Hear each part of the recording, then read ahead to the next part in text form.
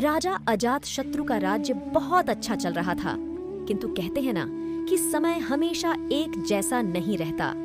ऐसा ही अजातशत्रु के साथ हुआ। राजा कई मुश्किलों से घिर गए और उन मुश्किलों से बाहर नहीं निकल पा रहे थे। उन्होंने कई युक्तियां अपनाई, लेकिन असफल रहे।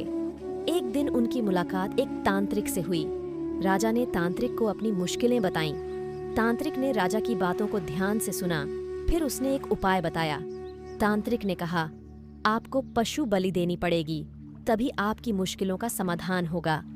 पहले तो राजा काफी सोच विचार में पड़ गया, लेकिन उन्हें जब कोई भी रास्ता न दिखा तो उन्होंने तांत्रिक की बात मान ली।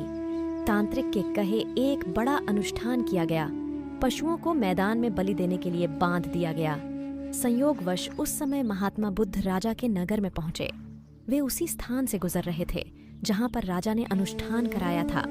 महात्मा बुद्ध ने जब देखा कि निर्दोष पशुओं की बलि दी जाने वाली है, तो वे राजा के पास गए और बोले, राजन, आप इन निर्दोष पशुओं को क्यों मारने जा रहे हैं? राजा बोले, महात्मा जी, मैं इन्हें मारने नहीं, अपितु राज्य के कल्याण के लिए इनकी बलि देने जा रहा हूं, जिससे सारे राज्य का कल्याण होगा। महात्मा बुद्ध बोले, क्या किसी निर्दोष जीव की बलि देने से किसी का भला भी हो सकता है?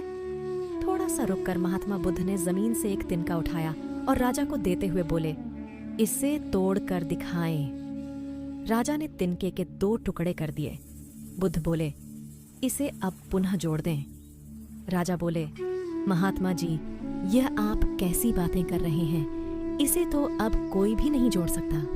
तब बुद्ध राजा को समझाते हुए बोले, राजन, जिस प्रकार इस तिनके के टूट जाने के बाद आप इसे नहीं जोड़ सकते, ठीक उसी प्रकार जब आप इन पशुओं की बलि देंगे तो यह निर्दोष जीव आपके कारण मृत्यु को प्राप्त होंगे और इन्हें आप दोबारा जिंदा नहीं कर सकते, बल्कि इनके मरने के बाद आपको जीव हत्या का दोष लगेगा और आपकी मुश्किलें कम होने के बजाय और भी कहीं अधिक बढ़ जाएंगी, क्योंकि किसी भी निर्दोष जीव को मारकर कोई भी व्यक्ति खुशी नहीं प्राप्त कर सकता।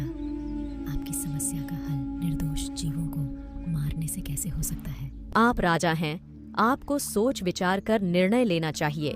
अगर आप सच में अपनी मुश्किलों का हल चाहते हैं तो दिमाग से काम लीजिए।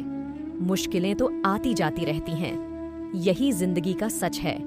किसी निर्दोष जीव को मारने से समस्याएं नहीं समाप्त होंगी, बल्कि उसका हल आपको बुद्धि से ही निकालना होगा।